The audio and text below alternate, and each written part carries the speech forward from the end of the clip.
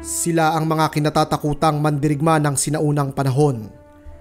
Gamit ang kanilang sibat at malalaking hoplon shield, dinurog ng mga mandirigmang ito ang kanilang mga kalaban. Bukod sa tulis ng kanilang espada at sibat, matinik din ang mga mandirigmang ito sa pagsasabi ng mga one-liner na maaalala pa rin natin sa kasalukuyan. Sila ang mga Spartan. Sa episode nating ito, ating tuklasin ang kanilang pinagmulan, katanyagan at ang kanilang mapait na pagbagsak. Pero bago tayo magpatuloy, nais ko munang batiin ang ating comrade na sina Calix Toledo, Mama ni Ahmed Akash, Jobert Marciales, Alan Q, Ariel Diaz, Ian Santiago at Bisa Misdak. Maraming salamat mga comrade sa walang sawang pagsuporta sa ating channel. Ang kasaysayan ng mga Spartan ay nagsimula maraming siglo bago pa ang simula ng Classical Greece. Para mas madali nating ma-imagine, ang unang mga tala ukol sa mga Spartan ay naisulat halos 700 years bago pa isilang si Alexander the Great. Ang lumang kasaysayan ng Sparta ay binabalot ng misteryo at mga alamat. Ayon sa traditional history at Greek mythology, sinasabi na ang Sparta ay itinatag ng isang survivor mula sa Trojan War. Gayunpaman, iba ang sinasabi ng archaeological evidences. Ayon sa mga nakalap na ebidensya, sinasabi na naitatag ang pundasyon ng Sparta noong 1000 BCE. Ang Spartan city-state ay nabuo sa timog silangang bahagi ng Peloponnese Peninsula na kung tawagin ay Laconia. Kaya naman, tinatawag din minsan ang mga Sparta na Lacedaemonians. Ang lupain ng Sparta ay napaliligiran ng kabundukan na nagsisilbing natural na proteksyon sa mga mananakop. Bukod dito, mayroon din itong masaganang lupain kaya naman agrikultura ang kanilang pangunahing kabuhayan. Kagaya ng iba pang mga tao sa Greece, ang pamumuhay at identidad ng mga Spartan ay nakasentro sa polis o city-state. Mayroon ding agora o pamilihan, urban center at acropolis ang lungsod ng Sparta na nagsisilbing sentro ng pamahalaan. Sa kabila ng pagiging city-state nito, ang Sparta ay namumukod tangi sa mga kapitbahay nito. Kumpara sa iba pang pangunahing city-states kagaya ng Thebes at Athens, ang Sparta ay walang pader. Nang tanungin ng mga ambasador ang isang Spartan king kung bakit walang proteksyon ng kanilang lungsod, sumagot ang hari at itinuro ang kanilang mga sundalo at saka sinabi ang katagang, sila ang mga pader ng Sparta. Ang Sparta ay itinuturing na pinakamilitaristiko sa mga Greek city-states. Kahit noong panahon ng Ancient Greece, kilala na ang reputasyon ng mga Spartan sa pagiging mababagsik na mandirigma. Pero paano nga ba ito nagsimula? Natural nga lang ba talaga sa mga Spartan ang maging mandirigma? Ang kasagutan sa tanong na ito ay mahahanap sa kasaysayan. Nang huling bahagi ng 8th century BCE, nagpalawak ng teritoryo ang Sparta kung saan sinakop nito ang kanyang kapitbahay na Messenia. Sa pagsakop na ito, kanilang pinangibabawan ang mga Messenian at kanilang kinontrol ang ekonomiya at politika ng mga ito. Sa kabila ng kanilang pagkatalo, ninais pa din ng mga Messenians na lumaya sa kanilang mga Spartan overlord. Kaya naman noong kalagitnaan ng 7th century BCE, nagrebelyon ang mga Messenians katulong ang iba pang mga Greek city-states. Nalagay naman sa panganib ang Sparta dahil dihamak na mas marami ang kanilang mga kalaban. Ang pangyayaring ito ay kikilalanin bilang the Second Messenian War. Madugo ang digmaang ito na tumagal ng 5 taon. Sa kabila ng magiting na paglaban ng mga Messenian at kanilang mga kaalyado, bigo silang makalaya sa mga Spartan. Bilang kaparusahan, lahat ng Messenian ay ginawang mga helots.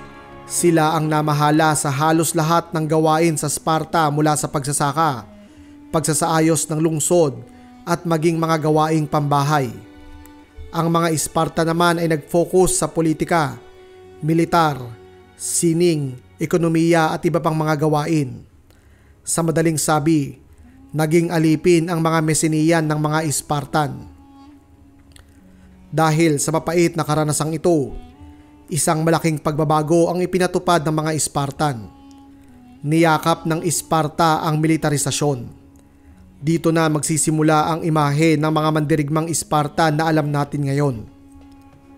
Ang Sparta ay pinamumunuan ng dalawang hari kung saan sila ang may kontrol sa militar, batas at relihiyon. Kasama nilang namumuno ang mga e-force o mga elected official at ang garusya o konseho ng mga matatanda. Ang grupo ng mga taong ito ang tumutulong sa hari sa larangan ng batas, foreign diplomacy at pakidigma. Sa madaling sabi, ang pamahalaang Spartan ay isang oligarkiya kung saan ang buong bansa ay pinamamahalaan ng maliit na grupo ng mga tao. Isa sa epekto ng militarisasyon ng Sparta ay ang kanilang educational system na kung tawagin ay agoge. Ang agoge ay hindi lamang para turuan ang mga kalalakihang Spartan, kundi para salain din kung sino nga ba ang karapat-dapat na maging ganap na Spartan citizen. Sa edad na 7, kinukuha ang mga batang lalaking Spartan mula sa kanilang magulang para sa agoge. Ang mga batang ito ay maninirahan ng magkakasama. Dito, tumatanggap sila ng edukasyon sa pagsulat, pagbasa, musika, physical fitness at weapons training. Bawat batang Spartan ay tinuturuan na maging lakonik o tipid ngunit matalino kapag sumasagot. Halimbawa, noong 4th century BCE, sinubok takutin ni King Philip the One-Eyed King ang mga Spartan kung saan kanyang sinabi ang katagang, "Kung masasakop ko ang Sparta, susunugin ko ito." Sumagot ang Spartan King ng isang salita lamang, "Kung." Ang mga kabataan sa agoge ay hindi binibigyan ng nakabubusog na dami ng pagkain. Sinasadya silang gutumin para mapilitan ang mga kabataan na maging maparaan at kung kinakailangan ay magnakaw ng hindi nahuhuli.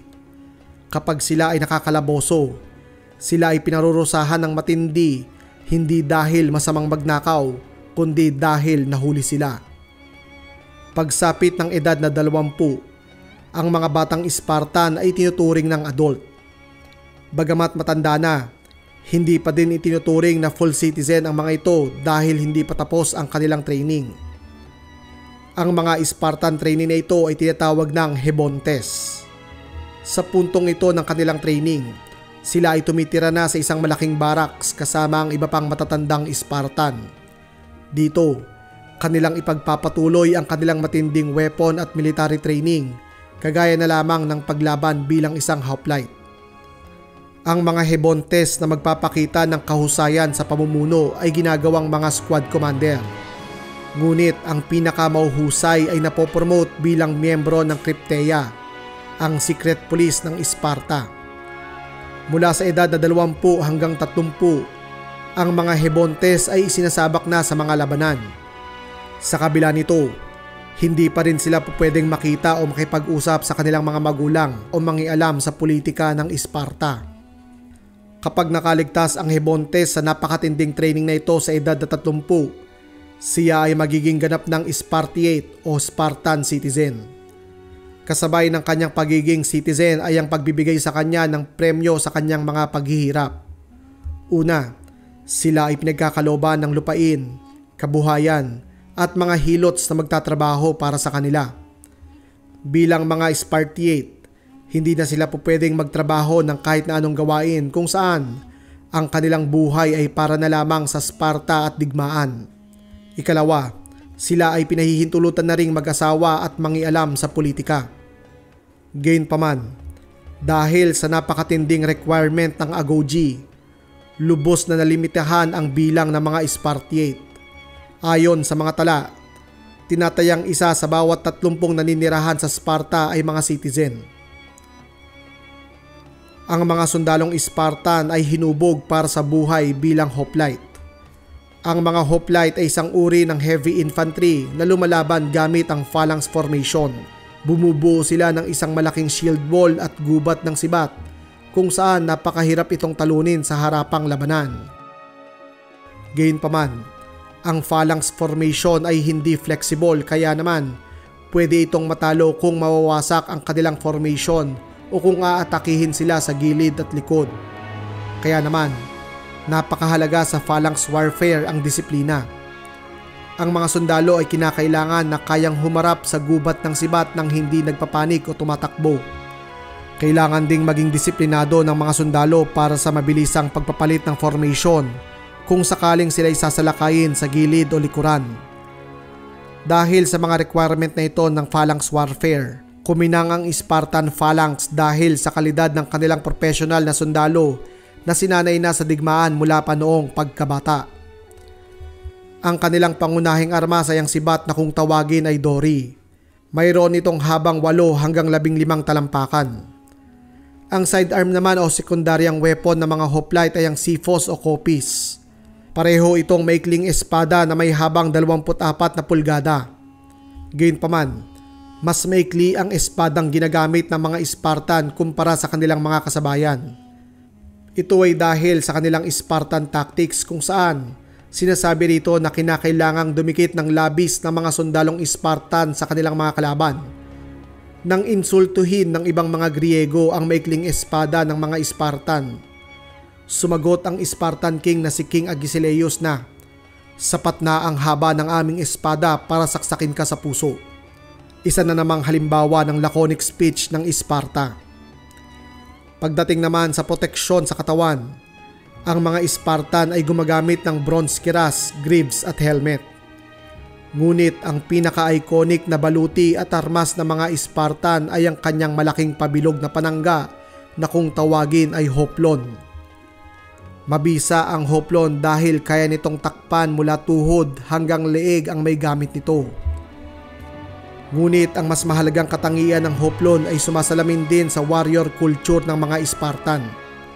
Bukod sa sundalong may buhat ng hoplon, napoprotektahan din ng pananggang ito ang sundalong katabi niya sa kanan. Kaya naman, napakahalaga na maging matapang at disiplinado ng mga sundalo dahil kung may isang tatakbo o panghihinaan ng kalooban, masisira ang phalanx formation na magre-resulta naman sa kamatayan ng kanyang mga kasamahan. Para ipakita ang kahalagahan ng hoplon shield, bago umalis sa digmaan, laging sinasabihan ng mga nanay na Spartan ang kanilang mga anak na lalaki na umuwi kasama ang kanyang panangga o sakay nito. Ito ay dahil kapag naduwag ang isang sundalo, ang una niyang itinatapon ay ang kanyang mabigat na hoplon para makatakbo siya ng mabilis. Kaya naman, kung uuwi siya na bitbit ang kanyang panangga, nangangahulugan na hindi siya tumakas sa labanan. At kung siya naman ay nasawi, iuuwi ang kanyang bangkay sakay ng kanyang hoplon shield. Ang mga sundalong Spartan ay naninirahan sa mga barracks kasama ang kanilang mga comrade imbis na sa kanilang mga pamilya. Inaasahan ang mga Spartiate na maglingkod sa hukbong sandatahan hanggang 60 years old. Sa kabilang banda naman, ang mga kababaihan ng Sparta ay namumukod tangi din sa sinaunang Greece. Ang mga babaeng Spartan ay nagtatamasa ng mataas na karangalan at karapatan sa lipunan. Sila ay pinahihintulutan na mag-aral, lumabas ng bahay at sumali sa sports. Kilala din ang mga kababaihang Spartan sa pagbabahagi ng kanilang saloobin sa publiko, isang gawaing lubos na ipinagbabawal sa ibang bahagi ng Gresya. Pagdating naman sa pamumuhay, ang mga Spartan ay kilala sa pagiging sobrang matipid kung saan lahat ng kanilang gamit ay para sa praktikal na pangangailangan lamang. Kung magkakaroon tayo ng pagkakataon na sumilip sa bahay ng isang tunay na Spartan, may kita natin dito na wala itong disenyo at lahat ng laman nito ay para lamang sa mga pangangailangan. Ito ay tinatawag na Spartan living na ginagamit din sa kasalukuyan ng mga tao na gustong bawasan ang kanilang paggastos at pagbili ng mga hindi mahalagang gamit. Sa pagpasok ng 6th century BCE, lalawak ang impluwensya ng Sparta sa buong Peloponnese Peninsula kung saan kanilang itatatag ang isang military alliance, ang Peloponnesian League. Dahil sa paglawak na ito, hindi may iwasan na makabangga ng mga mandirigmang Spartan ang kanilang pinakamahigpit na karibal sa hilaga. Ito ang mga philosopher at mandaragat na mga Athenians. Ang pagkakaiba ng Sparta at Athens ay parang araw at gabi. Kung ang mga Spartan ay mandirigma, agrikultural at master ng land warfare, Ang Athens naman ay mga philosopher, mga ngalakal at mahuhusay na mandaragat. Dahil sa matinding pagkakaiba at girian na ito, unti-unting nahatak ang dalawang lungsod-estado sa digmaan. Mauudlot ang napipintong digmaan sa pagitan ng Sparta at Athens noong 5th century BCE dahil sa pagdating ng mga Persyano.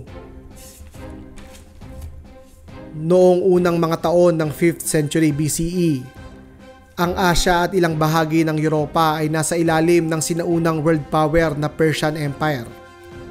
Ang Persian Empire ay ang pinakamalaking imperyo ng sinaunang panahon, kung saan sakop nito ang kasalukuyang Pakistan, Iran, Iraq, Turkey at Egypt. Kabilang sa imperyong Persian na ito ang ilang mga Griegong isla malapit sa Turkey kagaya ng Ionia at Miletus.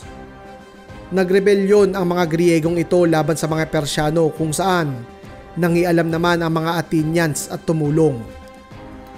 Dahil sa pangingialam na ito ng Athens sa civil war sa Persia, dumako sa Greece ang paningin ng Persian Emperor na si Darius. Nang matapos ang rebelyon, sumalakay ang Persia sa mga pakilamerong Athenians at mga kapitbahay nito. Bago sila sumalakay, nagpadala ang Persya ng mga ambasador sa iba't ibang mga Greek city-state para pasukuin ng mga ito nang hindi lumalaban. Marami sa mga Greek city-state ang maayos na tinanggap ang mga ambasador na ito ng Persian Emperor. Gayunpaman, iba ang ginawa ng Athens at ng Sparta. Imbis na paunlakan, pinagpapatay nila ang mga ambasador na bumisita sa kanila. Dahil sa ginawang ito ng mga Athenians at Spartan, nagdeklara ng digmaan ng Persya laban sa kanila. Ito na ang simula ng Greco-Persian War. Noong 490 BCE, dumating ang mga Persian sa pampang ng Gresya. Ilang mga syudad ang agarang bumagsak sa puwersang Persian na binubuo ng humigit kumulang 30,000 na mga sundalo. Gayunpaman, ang pag-abante ng mga Persian sa lupain ng mga Griego ay nahinto nang sila'y salubungin ng mga Athenians sa dalampasigan ng Marathon. Walang takot na hinarap ng 11,000 na mga Griego na pinamumunuan ng mga Athenian ang mas malaking 28,000 na sundalo ng mga Persian. Dinurog at hinabol ng mga galit na mga Athenians ang mga Persian pabalik sa kanilang mga barko, kung saan tinatayang 5,000 hanggang 6,000 mga Persian ang nasawi kumpara sa mga Griego na 192 lamang. Sa matinding pagkatalong ito, umatras ang mga Persian pabalik sa kanilang bansa. Gayunpaman, hindi pa dito nagwawakas ang Greco-Persian War. Si Darius ay sinundan ng kanyang anak na si Xerxes makalipas ang kanyang kamatayan. Nagtanim ng sama ng loob si Xerxes sa mga Griego, kaya naman kanyang ipinangako na babalik ang Persya sa Greece. Para hindi na maulit ang kabiguan ng kanyang ama, bumuo si Xerxes ng isang tunay na dambuhalang hukbo. Tumagal ang kanyang preparasyon ng 10 taon at noong 480 BCE, muli na silang sumalakay. Ayon sa mga sinaunang sources, ang puwersa daw ni Xerxes ay tinatayang umabot ng 2.5 milyon.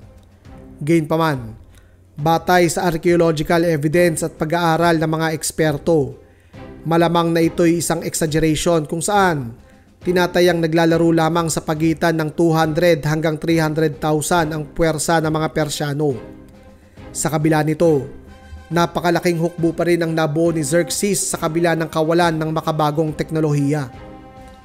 Ang hukbo na ito ay binubuo ng mga sundalo mula sa iba't ibang panig ng Persya, kagaya na lamang ng mga Egyptian, Bactrian, Ethiopian, Assyrian, Indian at napakarami pang iba.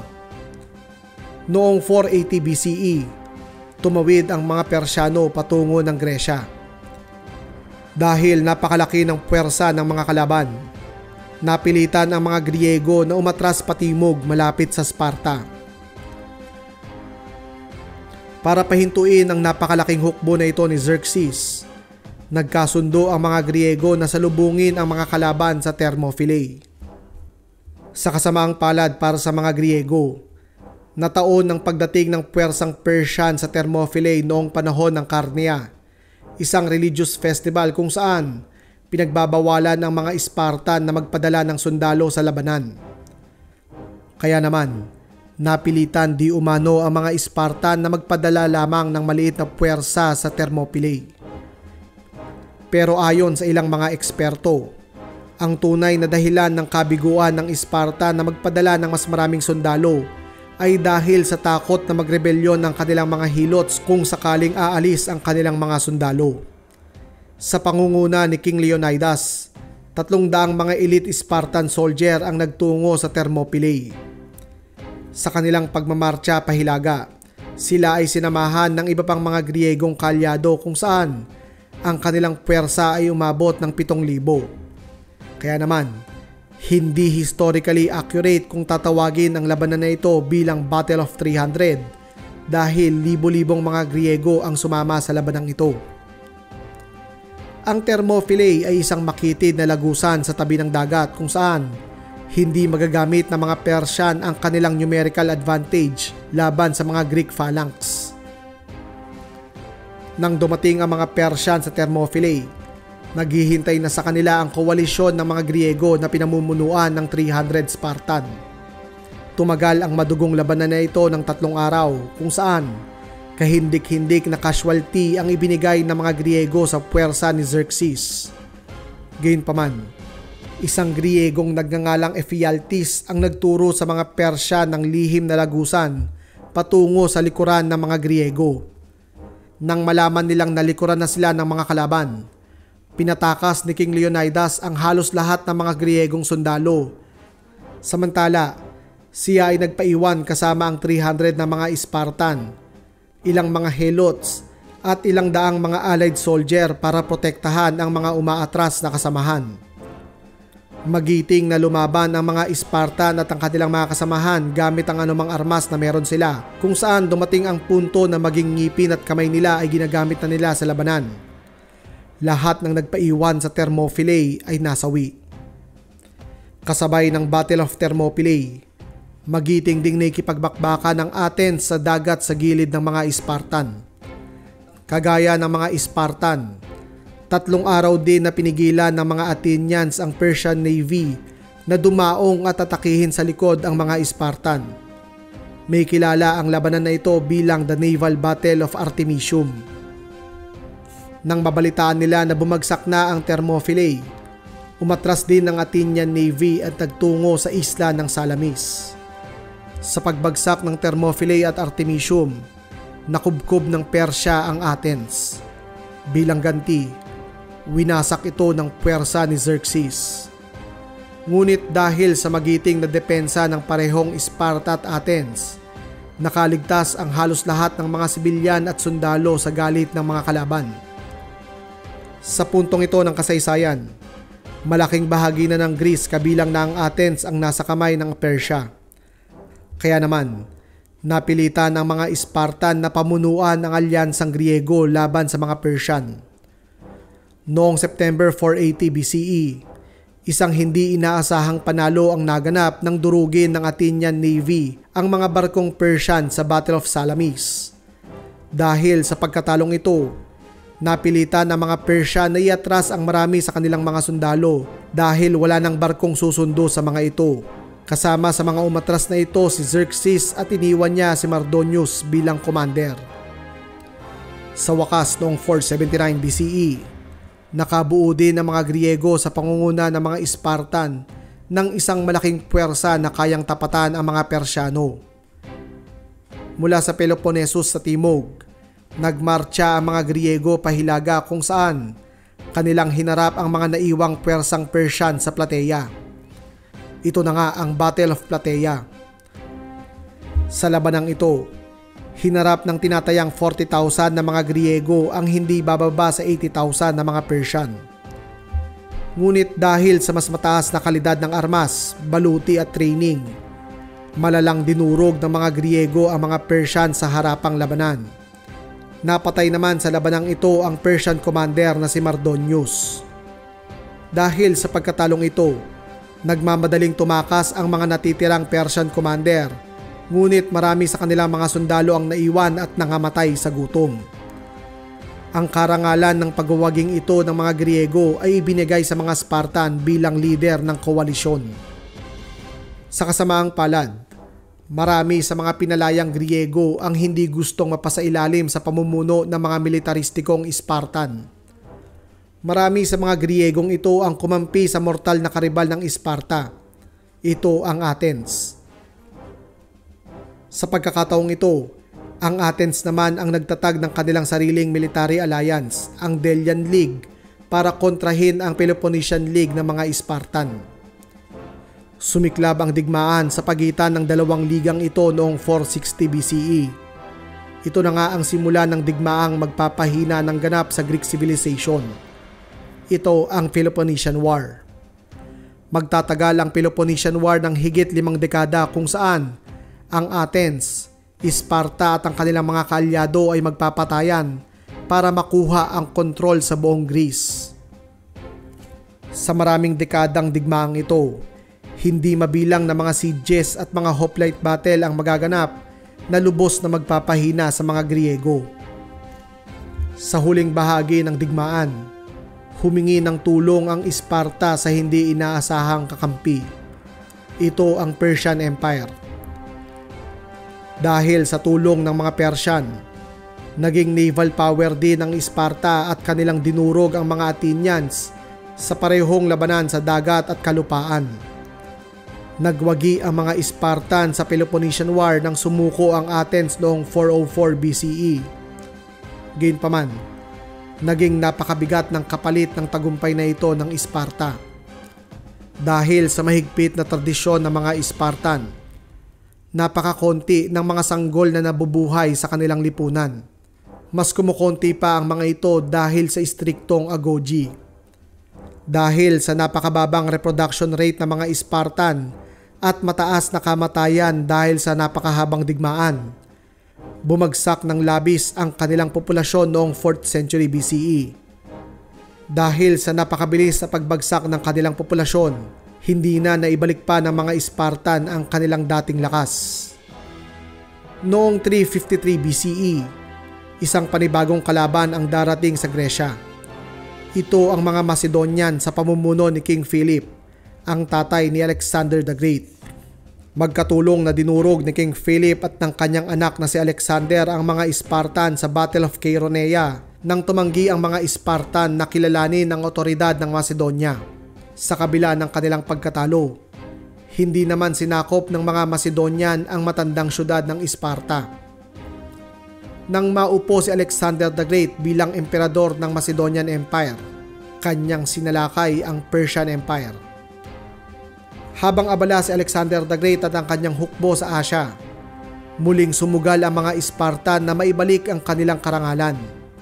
Sa pamumuno ni King Aegeus III, muling nakipagsabwatan ang mga Spartan sa Persian Empire kung saan ginagawa niya lamang ito para mapalayas ang mga mananakop ng Macedonian. Naging mabilis at mabagsik ang parusa ni Alexander. Ang Sparta ay sinalakay ng isa sa mga kaibigan ni Alexander the Great na si Antipater. Walang awang dinurog ng mga Macedonian ang mga Spartan sa Battle of Megalopolis kung saan napaslang ang kanilang haring si King Aegeus III. Nang masawi si Alexander the Great, nagkagulo ang kanyang imperyo, kabilang na ang Sparta.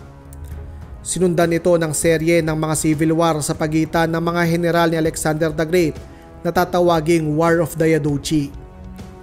Dahil sa sunod-sunod na digmaan, unti-unting nanghina ang buong rehiyon at naging vulnerable sa panibagong kapangyarihan sa Mediterranean. Ito ang Roman Republic. Para protektahan ang kanilang sarili, muling bumuo ang mga Greek city-state ng alyansa para labanan ang mga Romano. Gayunpaman, hindi sumali sa alyansang ito ang mga Spartan. Kagaya ng mga inaasahan, dinurog ng mga Romano ang mga Griego sa labanan.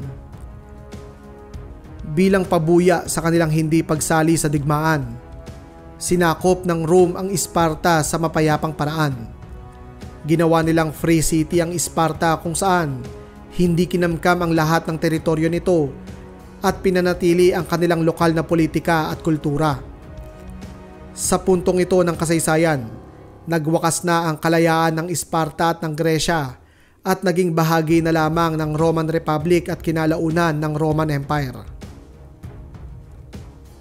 Isang kakatuwang pangyayari ang magaganap makalipas na masakop ng Rome ang Sparta. Marami sa mga Romanong mamamayan, sundalo at maging mga general ang lumaki sa mga legendary na kwento ng mga Spartan. Marami sa mga Romano ang naging curious sa paraan ng pamumuhay, militaristikong kultura, pananamit, kakaibang haircut at pamumuhay ng mga Spartan. Kaya naman nang maging bahagi ng Roman Empire ang Sparta, agaran itong ipinaayos ni Augustus Caesar, ang unang emperador ng Rome. Nang mapaayos, ginawang tourist attraction ng Sparta kung saan nagsagawa ng mga field trip ang mga Roman generals, sundalo, ordinaryong mamamayan at maging mga emperador sa lungsod na ito. Maraming mga tao mula sa loob at labas ng Rome ang bumisita sa Sparta para matikman ang pamumuhay ng mga Spartan. Masasabi natin na para bang naging Enchanted Kingdom o Disneyland ng mga Romano ang Sparta. Mula sa pagiging maalamat ng mga mandirigma, naging isang glorified mascot ang mga sundalong Spartan. At dito na nga nagwawakas ang istorya ng mga Spartan kung saan unti-unti na silang naglaho sa mga tala ng mga Romano. Sa kabila ng lahat ng ito, ang Sparta ay nananatiling maimpluwensya sa kultura ng kasalukuyang panahon. Marami sa buong daigdig ang tumitingala sa mga Spartan bilang simbolo ng disiplina, katapangan at lakas. Napakarami pa nating kasaysayang pag-uusapan kaya't siguraduhin napindot nyo na ang like and subscribe button. Muli, ako si Sir Ian at sama-sama nating aralin ang kasaysayan.